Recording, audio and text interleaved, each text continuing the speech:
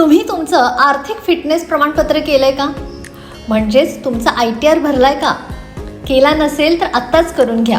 भविष्यातली वेळ चांगली यायची असेल तर आत्ताच वेळेवर ITR भरून घ्या आमच्याकडून. आम्ही घेतो तुमच्या आर्थिक फिटनेसची काळजी. सर्व प्रकारच्या फायनान्शियल सर्व्हिसेससाठी राजश्री फायनान्शियल सर्व्हिसेस. संपर्क 90 96 21 98 95 आणि 95 79 60 68 07.